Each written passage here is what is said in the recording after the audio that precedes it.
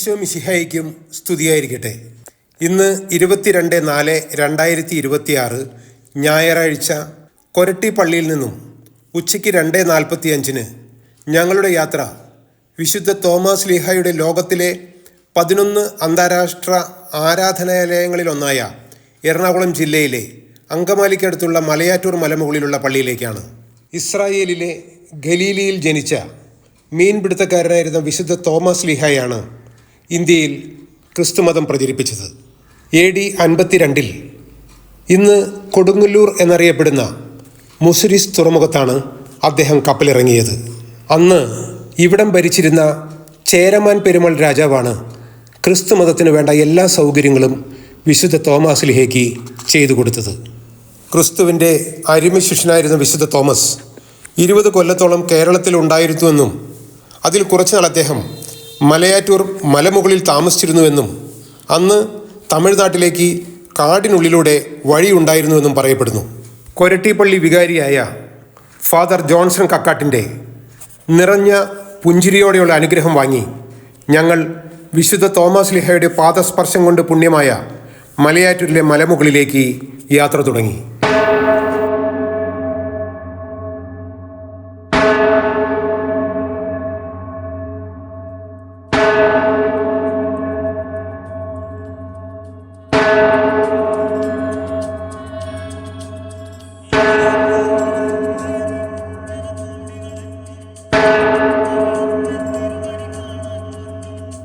മലയാറ്റൂരിലെ മണ്ണിൽ കാലുകുത്തിയ നിമിഷം മുതൽ ഞാൻ ശ്രദ്ധിച്ച ഒരു കാര്യം, ഓരോ മുഖങ്ങളിലും പ്രത്യേകമായ ഒരു പുഞ്ചിരി, മുഖങ്ങളിൽ തുടിപ്പ്, ഏതോ ഒരു പ്രത്യേക ലോകത്ത് വന്നതുപോലെ തോന്നുന്നു. ഞങ്ങളുടെ മുൻപിൽ ഞങ്ങൾക്ക് വഴികാട്ടിയായി കൊരട്ടിപ്പള്ളിയിലെ വികാരി അച്ഛൻ ഫാദർ ജോൺസൺ കക്കാട്ട്. യാത്രയിൽ ശ്രദ്ധിക്കേണ്ട കാര്യങ്ങൾ: എങ്ങും പുഞ്ചിരിക്കുന്ന മുഖങ്ങൾ മാത്രം. കൊച്ചു കുട്ടികളുടെ നൈർമല്യത്തോടെ ഞങ്ങളതെല്ലാം കേട്ടു നിൽക്കുകയായിരുന്നു. ഒരു 20കാരൻ്റെ ഉത്സാഹത്തോടെ ഞങ്ങളുടെ വികാരിയച്ഛൻ വിശുദ്ധ തോമാസ് ശ്ലീഹായുടെ പുണ്യഭൂമിയിലേക്ക് കാലെടുത്ത് വയ്ക്കുമ്പോൾ ശ്രദ്ധിക്കേണ്ട കടമകളും വിശ്വാസങ്ങളും ഒന്നൊന്നായി പറഞ്ഞു തരികയായിരുന്നു. കൗതുകത്തോടെ വികാരിയച്ഛൻ്റെ ആ വാക്കുകൾ കേട്ടു നിൽക്കുമ്പോൾ ആ പരിസരമാകെ എന്തോ ഒരു പ്രത്യേക സുഗന്ധം നിറയുന്നത് പോലെ എനിക്ക് തോന്നി.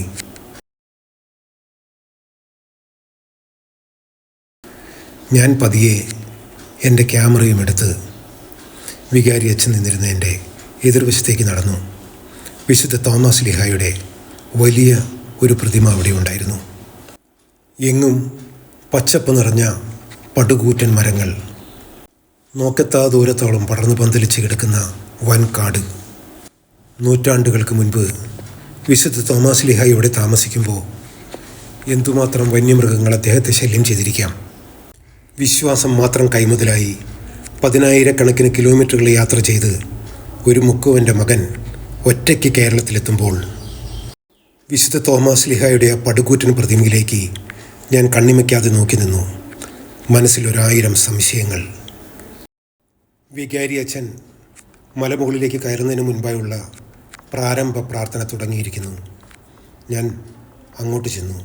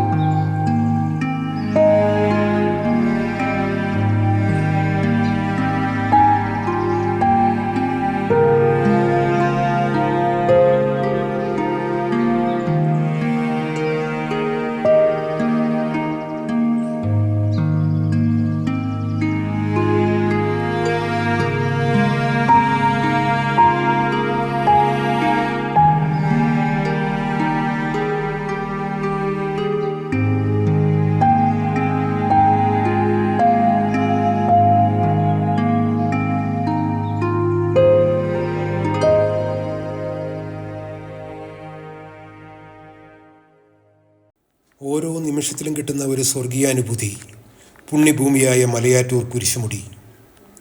ഞങ്ങൾ പതിയെ വിശുദ്ധ തോമാസ് ലീഹായുടെ പൊന്നും കുരിശ് മുത്തപ്പൻ്റെ പൊന്മലയിലേക്കുള്ള കയറ്റം അവിടെ തുടങ്ങുകയായിരുന്നു.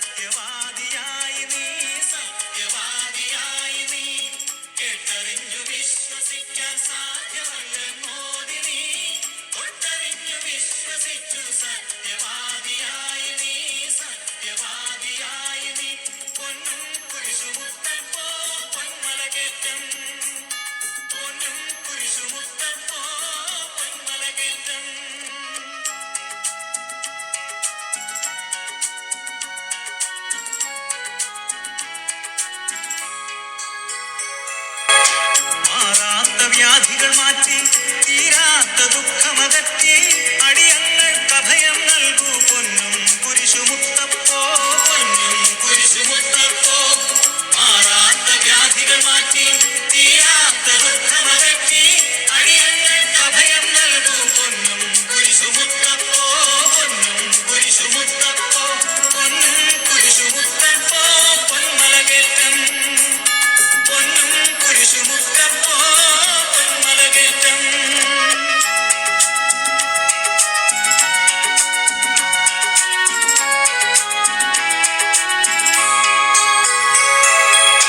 മലയാളക്കരയിൽ ഈശോ മിശിഹായുടെ തിരുനാമം നിലനാട്ടിയ മഹിതാത്മാ വിശുദ്ധ തോമാസ് ലീഹാദ, പരിശുദ്ധ തോമാസ് ലീഹാ.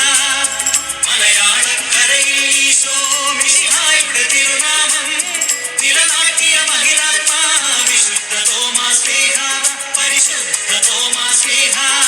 പൊന്നും കുരിശുമുത്തപ്പോ പൊന്മലകേറ്റം, പൊന്നും കുരിശുമുത്തപ്പോ പൊന്മലകേറ്റം. മാമലതൻ മേലെ ഗുരുവാമീശോയെ ധ്യാനിച്ചു, പ്രാർത്ഥനയിൽ മുഴുകി പാറയിൽ നിറഞ്ഞു ദിവ്യപ്രഭയെങ്ങും ഉയർന്നു വന്നു പൊൻകുരിശ്. മാമലതൻ മേലെ ഗുരുവാമീശോയെ ധ്യാനിച്ചു, പ്രാർത്ഥനയിൽ മുഴുകി പാറയിൽ നിറഞ്ഞു ദിവ്യ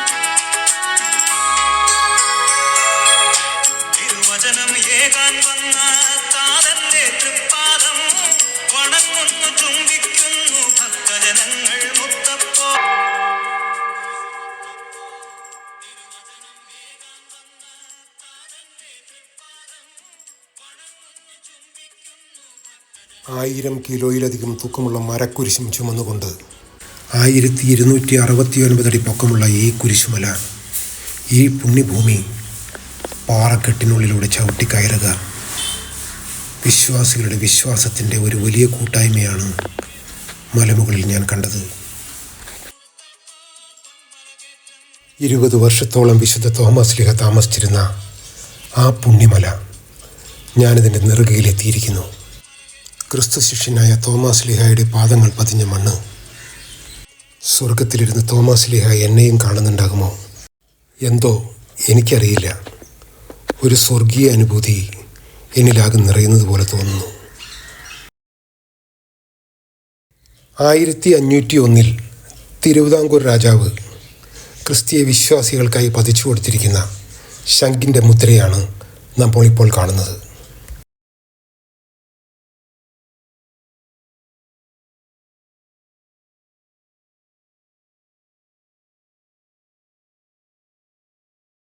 വിശുദ്ധ തോമസ് ലീഹായുടെ പ്രാർത്ഥനയുടെ നിമിഷങ്ങളിൽ പാറയുടെ മുകളിൽ ഒരു കുരിശ് വരയ്ക്കുകയും അത് പിന്നീട് ഒരു സ്വർണ്ണക്കുരിശായി ഉയർന്നു വരികയും ചെയ്തുവെന്നാണ് വിശ്വാസം. ഈ വലിയ കുരിശിനടിയിൽ ആ കുരിശുമുണ്ടത്രേ.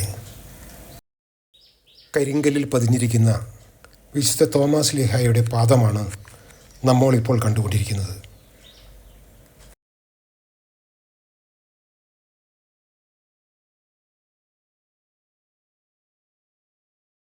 കാട്ടാനകളുടെ വിഹാരകേന്ദ്രമായിരുന്ന ഈ ഭാഗത്തായിരുന്നു കപ്പേള പണിതത്. കാട്ടാനയുടെ കൊമ്പ് കുത്തിയ ഭാഗം ഇന്നും ഈ കപ്പേളയിൽ കൃത്യമായി കാണാം. ഇന്നും ഈ ഭാഗങ്ങളിൽ കാട്ടാനകൾ നിരവധിയാണെന്നാണ് പരിസരവാസികൾ പറയുന്നത്. പൊന്നും കുരിശുമുത്തപ്പനോട് പ്രാർത്ഥിച്ച് അനുഗ്രഹങ്ങൾ വാങ്ങി ഞങ്ങൾ പതിയെ മലയുടെ അടിവാരത്തിലേക്ക് ഇറങ്ങി. വൃത്തിയും വെടിപ്പും രുചിയുമുള്ള നേർച്ച ഭക്ഷണം. പൊന്മല കയറിയതിൻ്റെ ക്ഷീണം ഞങ്ങളെല്ലാവരും മരത്തണലുകളിലിരുന്നു. ഒരുപാട് സന്തോഷമായിരുന്നു മനസ്സിൽ. ജീവിതത്തിൽ ഒരു പ്രാവശ്യമെങ്കിലും ഇവിടെ വരാൻ കഴിഞ്ഞല്ലോ. എനിക്കെൻ്റെ കണ്ണുകളെ വിശ്വസിക്കാൻ കഴിഞ്ഞില്ല. നേർച്ചയും വഴിപാടുമായി വലിയൊരു കൂട്ടം ചെറുപ്പക്കാർ തിരുവനന്തപുരം നെടുമങ്ങാട്ട് നിന്ന് വന്നതായിരുന്നു അവർ. 1000 കിലോയിലധികം തൂക്കമുള്ള ആ പടുകൂറ്റൻ മരക്കുരിശ് ബസ്സിന് മുകളിൽ നിന്നിറക്കുന്ന രംഗം ഞാൻ ശ്വാസം പിടിച്ചു നിന്നു. എങ്ങും പ്രാർത്ഥനയുടെ ശബ്ദങ്ങൾ മാത്രം.